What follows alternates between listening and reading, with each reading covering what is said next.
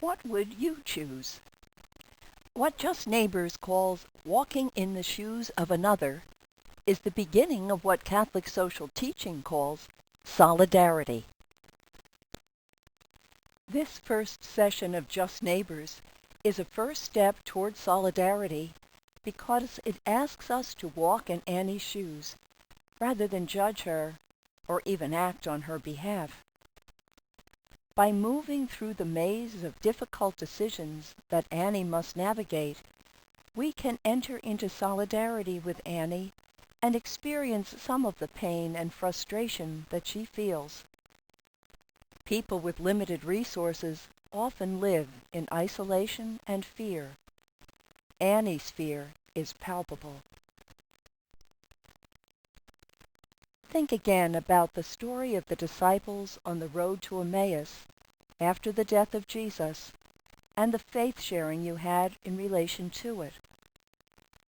How would Jesus engage someone as burdened as Annie?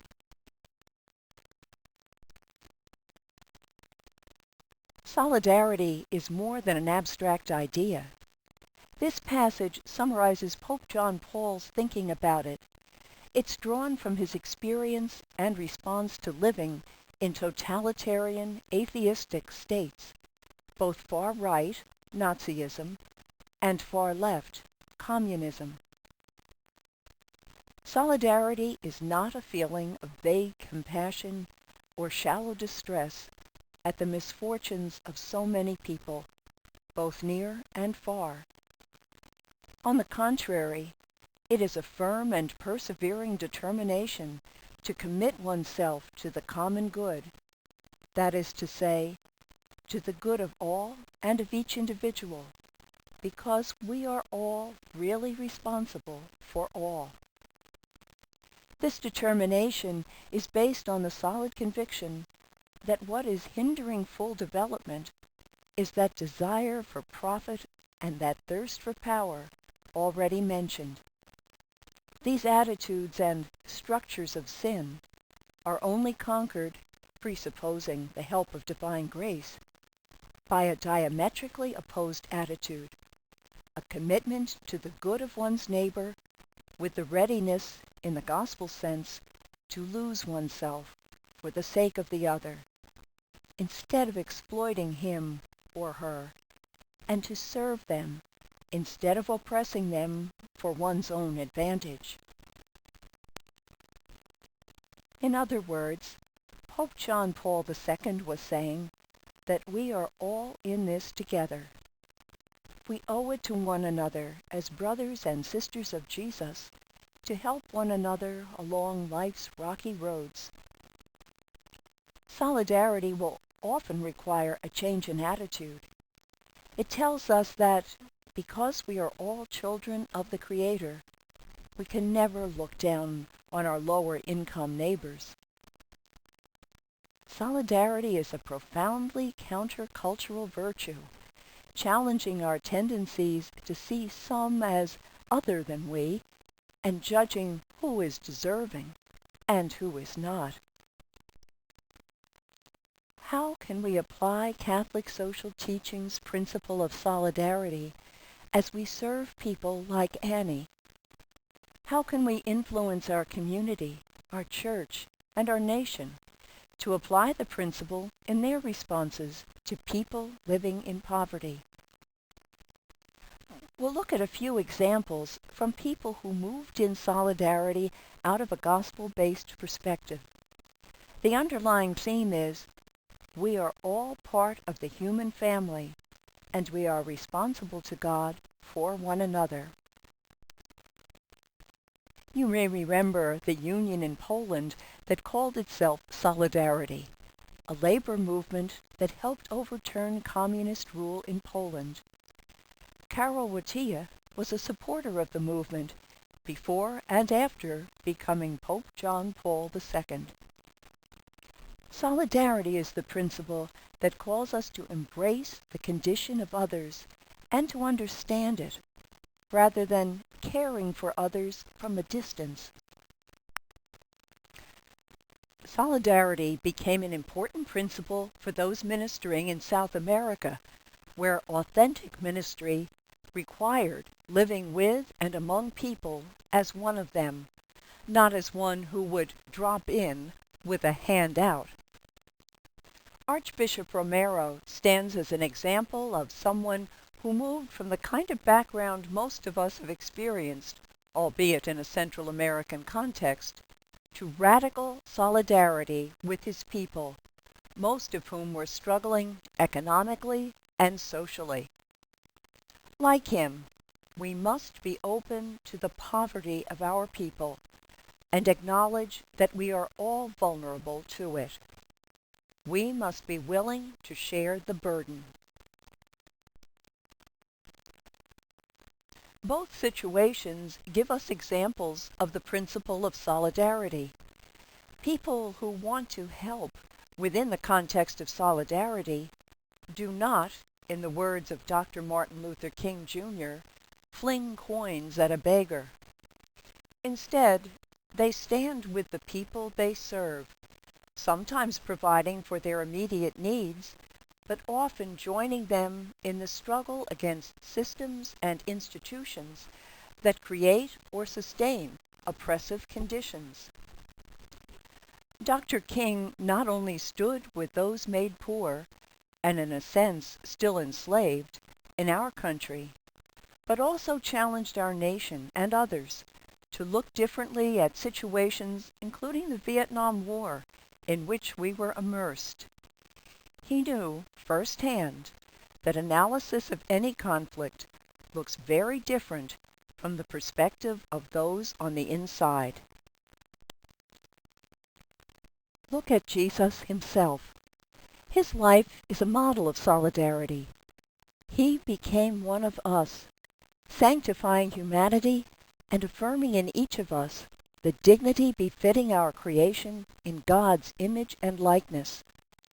He was poor, and he lived among poor people. He also enjoyed the welcome and support of wealthy friends. He did not promote a class struggle. He recognized and witnessed the dignity of each person and challenged us to do the same. Solidarity gives new meaning to the words of Jesus. Whatever you did to the least of these brothers or sisters of mine, you did for me. Christians in solidarity say, my brother slept on the streets last night, and I won't stand for that. My sister is paid unfairly for her hard work, and I won't stand for that. The passion and commitment that underpins solidarity can be found in the response that Thucydides gave when he was asked when justice would come to Athens. Justice will not come to Athens until those who are not injured are as indignant as those who are injured. Many low-income people who speak about their experiences say that they are grateful for the food or shelter they are offered, but that when the gifts are given with pity, rather than out of solidarity, they feel that their benefactors want to keep their distance from them, and it hurts. That may be a concrete challenge to our parish outreach efforts and plans to incorporate varied socioeconomic backgrounds among the students in our schools. The importance of solidarity shows up when it is missing. Here's an example on a systemic scale. We see this distancing, this lack of solidarity, when a planning board designs new housing for a low-income neighborhood without consulting the people who live there to find out what their real concerns might be. In contrast, imagine how the experience of service would be changed for everyone involved if it were governed by the principle of solidarity. For instance, ask yourself how parish soup kitchens would change if parish volunteers shared the meal with the guests. The guests were asked to help cook the meals, circumstances permitting. Guests were invited to play music while others ate. A visitor to the soup kitchen could not tell who had arrived hungry and who had arrived bringing food.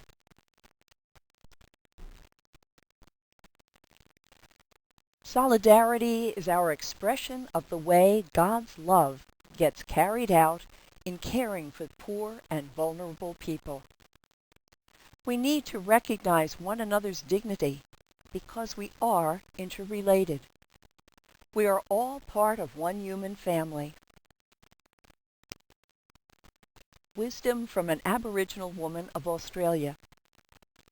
If you have come to help me, you are wasting your time. But if you have come because your liberation is bound up with mine, then let us work together. Yes, the way of solidarity affects the lives of those in need and the lives of those of us who think of ourselves as the givers, yet are in profound spiritual need ourselves and may not even know it. Solidarity calls us to work toward the elimination of poverty, to speak against injustices, and to shape a more just and peaceful world. Simple and profound, local and global. All the world's great religions call people of faith to work for justice. But Jesus goes further in the example he sets. He becomes one with us. He becomes our companion on this journey of life, entering into our joys and sorrows. God revealed great love for all humanity in Jesus becoming one of us. We who share humanity with our brothers and sisters, especially those who are poor and suffering, should do no less.